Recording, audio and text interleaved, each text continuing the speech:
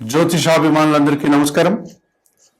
2026 నూతన ఆంగ్ల సంవత్సరంలో 12 రాసుల వారికి వార్షిక ఫలితాలు ఎలా ఉంటాయి?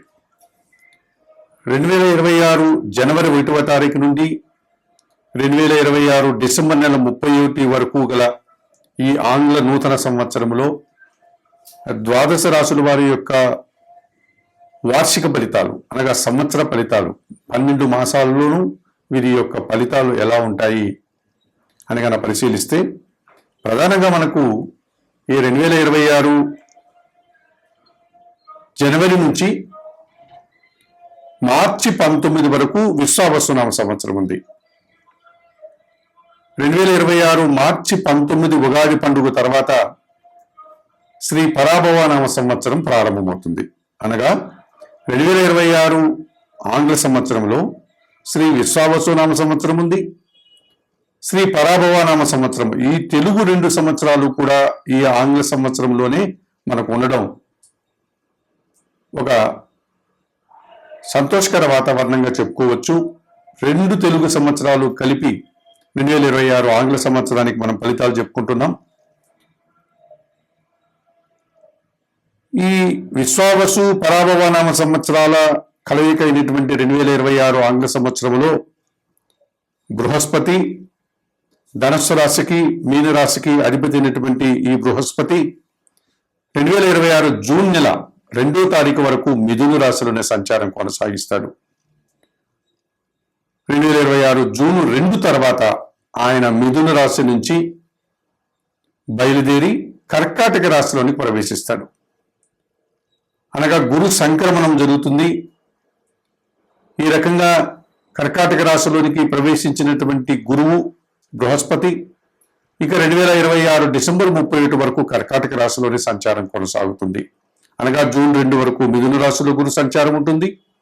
జూన్ 2 తర్వాత కర్కాటక రాశిలో గురువు తమ ఉచ్చ స్థానాన్ని అనగా ఉన్నత స్థానాన్ని పొంది అక్కడ తన సంచారాన్ని సంవత్సరం అంతా ఆయన సంచరించేటువంటి పరిస్థితి కనిపిస్తుంది. అలాగే శని భగవానుడు ఈ మకర కుంభరాశులకి అధిపతి అయినటువంటి శని భగవానుడు మీనరాశిలో సంచరిస్తున్నాడు. ఈ విశ్వావసు పరాభవన అనేటువంటి ఈ 2 సంవత్సరాలలో ఈ 2026 ఆంగ్ల సంవత్సరంలో జనవరి 1 నుంచి డిసెంబర్ 31 వరకు కూడా పూర్తిగా 12 మాసాలంతా కూడా ఆయన మీనరాశిలోనే సంచారం కొనసాగుతుంది. ఇక రాహువు కుంభరాశిలో సంచరిస్తున్నాడు.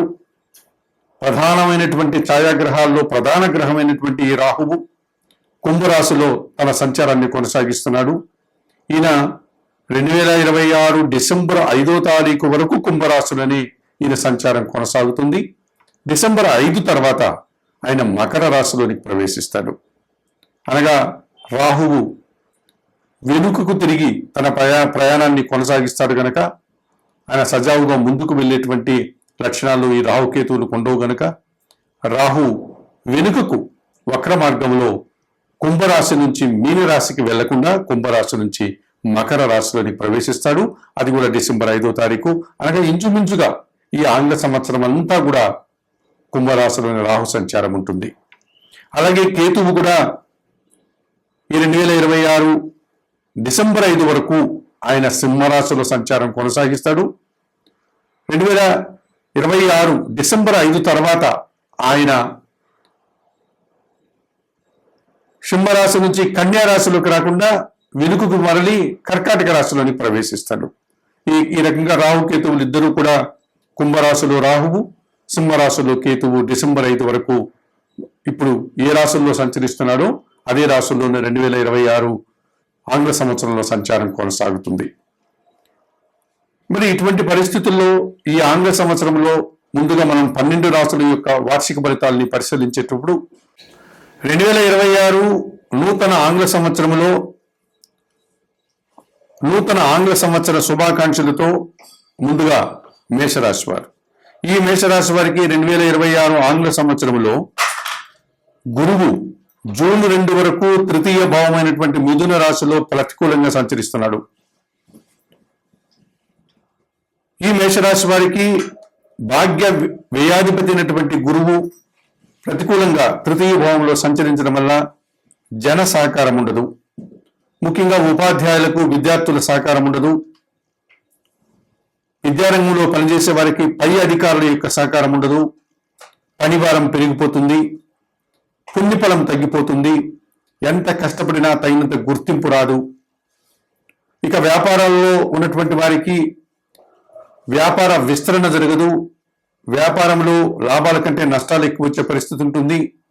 లేదు, కష్టం అధికమయ్యేటువంటి శ్రమ కనిపిస్తుంది. అలాగే వ్యవసాయదారులకు కూడా రావాల్సిన పంట చేతికి అందదు. ఉద్యోగులకి పనిభారం పెరుగుతుంది. వారి కింద పనిచేసే పనివారి యొక్క సహకార లోపం కనిపిస్తుంది. ముఖ్యంగా స్త్రీలకైతే ఇంట్లో పనిచేసే పనివారి యొక్క సహకారం లేకపోవడం వల్ల వారు బయట ఉద్యోగాల్లో పనిచేయడం, ఇంటికొచ్చి ఇంట్లో కూడా ఇంటి పని చేసుకోవడం, ఈ రకంగా పని భారము శ్రమ అధికమవుతుంది. పైగా ఒత్తిడి కూడా అధికమయ్యేటువంటి సూచన కనిపిస్తుంది. ఖర్చులు పెరిగిపోతాయి. మీరు పడినటువంటి శ్రమ అంతా కూడా ఒకసారి వృధా అనిపిస్తుంది. ప్రశాంతత కోల్పోయి అశాంతికి లోయైనటువంటి వాతావరణం మేషరాశి వారికి ఈ తృతీయ భావంలో 2026 జూన్ 2 వరకు గురువు ఇబ్బంది పెడతాడు. జూన్ 2 తర్వాత బృహస్పతి అయినటువంటి ఈ గురువు కర్కాటక రాశిలోనికి ప్రవేశించగానే అది చతుర్థ భావమైంది మేషరాశి వారికి ఒక్కసారిగా సంతోషకర వాతావరణం నెలకొంటుంది. గురుబలం పెరుగుతుంది. కుటుంబంలో సంతోషకర వాతావరణం నెలకొంటుంది. శుభ కార్యక్రమాలు నిర్వహిస్తారు. విందు వినోదాల్లో పాల్గొంటారు. భూ వాహనాలు కొనుగోలు చేసే ప్రయత్నం చేస్తారు.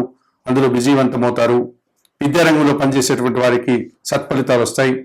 విద్యార్థులకు మంచి ఫలితాలు వస్తాయి. నూతన ఉద్యోగాలు కానీ ఉన్న ఉద్యోగంలో పదోన్నతులు కానీ అందుకుంటారు.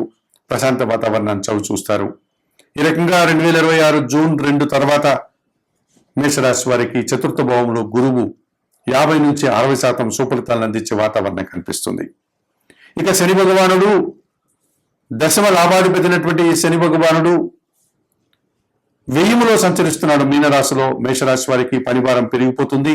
ఖర్చులు పెరిగిపోతాయి. శ్రమ అధికమవుతుంది. వ్యవసాయ రంగంలో ఉండే వారికి నష్టాలు వచ్చే వాతావరణం ఉంటుంది. పనివారి సహకారం ఉండదు. శారీరకమైనటువంటి శ్రమను కూడా వీరు పొందాల్సిన పరిస్థితి కనిపిస్తుంది. ఇది ఈ సంవత్సరం అంతా కూడా శని వ్యయంలో ఉండడం వల్ల మేషరాశి వారికి ఏలినాటి శని మొదటి భాగంలో ఉంది కనుక వ్యయ శని వీరిని ఇబ్బంది పెట్టే పరిస్థితి కనిపిస్తుంది. అలాగే రాహువు లాభంలో సంచరిస్తున్నాడు. కుంభరాశిలో విశేషమైనటువంటి సుఫలితాలను అందిస్తాడు. విదేశీ వ్యవహారాలు కానీ, ఉద్యోగంలో పదోన్నతులు కానీ, నూతన వ్యాపారాలు కానీ, నూతన ఉద్యోగాలు కానీ అనుకూలంగా ఉంటుంది. నూతన వ్యక్తుల వల్ల కూడా లాభాలు అందుకుంటారు. మరి పంచమ భావంలో కేతువు సంచరిస్తున్నాడు. సింహరాశిలో మీ ఆలోచనలు కొన్ని కలిసి రాదు. సంతానం మీకంటే కాస్త విద్యా విషయాలకు కానీ ఉద్యోగాలకు కానీ దూరం పోయేటువంటి పరిస్థితి మీకు కనిపిస్తుంది. ఈ కారణం చేత కాస్త అశాంతిని మీరు పొందగలుగుతారు.